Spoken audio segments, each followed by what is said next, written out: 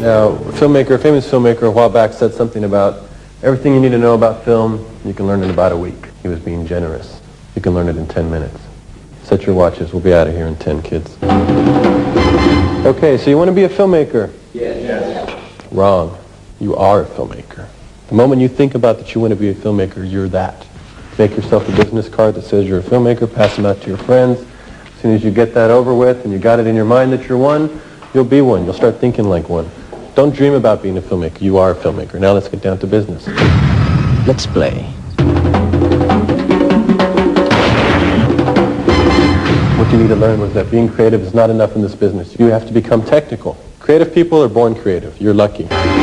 Technical people, however, can never be creative. It's something they'll never get. You can't find it, study it. You're born with it. Too many creative people don't want to learn how to be technical. So what happens? They become dependent on technical people. Become technical. You can learn that. If you're creative and technical, you're unstoppable. Experience. Do you have experience in movies? You do, right. You watch movies. Now you need to have movie experience. You're not going to learn from just watching movies. You'll learn some things. You'll learn more picking up a camera by making your own films, your own mistakes. Mistakes don't have to be mistakes. Everything is subjective.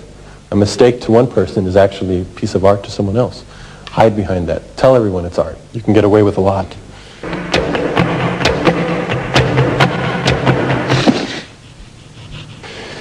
Start with a screenplay. Does anyone here know how to write? No. Good. Everyone else writes the same way. Start writing your way. That makes you unique. You can take writing classes, that's good, but don't bother to go to film school or you'll be making films like everyone else. We want to see new film. How do you write a script? Well, you obviously don't have a lot of money or you wouldn't be in my class. So you want to make a movie? You don't want to spend a lot. You're going to come up with problems every day on your set. You can get rid of the problem one or two ways. You can do it creatively or you can wash it away with a money hose. You have no money, you got no hose. So let's make a screenplay for a movie that you can actually make without having to make your parents poor. Let's make a cheap movie. How do you make a cheap movie? Look around you. What do you have around you? Take stock in what you have. Your father owns a liquor store. Make a movie about a liquor store. You have a dog? Make a movie about your dog. Your mom works in a nursing home. Make a movie about a nursing home. When I did El Mariachi, I had a turtle, I had a guitar case, I had a small town, and I said, well, I'll make a movie around that. Cuando caminaba me acercaba una tortuga. How do you visualize a movie? On storyboards. You can do that. You can pre-visualize your movie and draw them out. What you should really do, though, is just make a blank screen for yourself and sit there and watch your movie. Close your eyes and stare at this. Imagine a screen. Imagine your movie. Shot for shot, cut for cut. Sit there, close your eyes, and get rid of everybody. Get rid of all the thoughts in your head except your movie and watch your movie. Is it too slow? Is it too fast? Is it funny? Does it make sense? Watch it and then write down what you see. Write down the shots that you see. And then just go get those shots.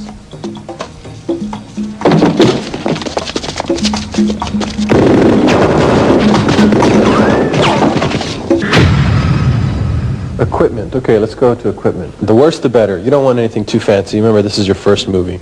You're not Spielberg yet. I used this one for El Mariachi. Almost the same one. This is a 16M. I used a 16S, but this is exactly what I had. It helped me move fast because it was light. It was very noisy, so I had to do the sound in a wacky way. But this thing here would cost you about $2,000.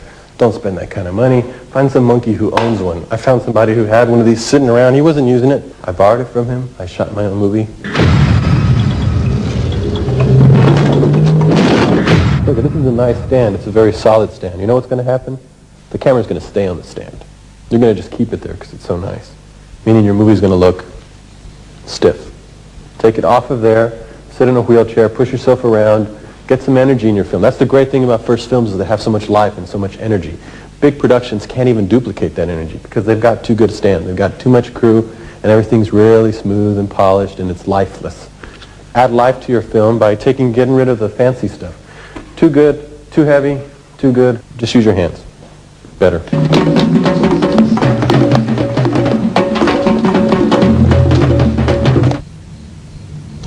Finally, post-production. When you finish shooting your movie, what do?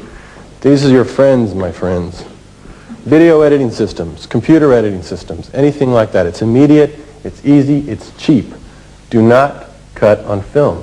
Film is your enemy. You may be shooting on film, but don't cut on film. If any of you want to cut on film, get out of my class right now. Go spend $20,000 on a real film school and do that. You'll never get a job, believe me. Everything's on computers or video these days. Film is slow, film is expensive, film is not creative. Film takes too long. Okay, so you've made your movie. You've cut it. You've got it out. People want you. What do? First thing you want to do is get an agent right away. Hollywood is full of sharks. You need a shark working for you. These guys go and they get you the best deals, they get you the best prices, they get you the best movies. What you've learned is something no one else has, how to make a movie dirt cheap. No one else in Hollywood knows how to do that. You guys can make them cheap, you guys can make them better, don't get swallowed in the system. Take advantage of your position. Now, I make movies that are still low budget, but they look like big budget movies because I learned the techniques that I just showed you today.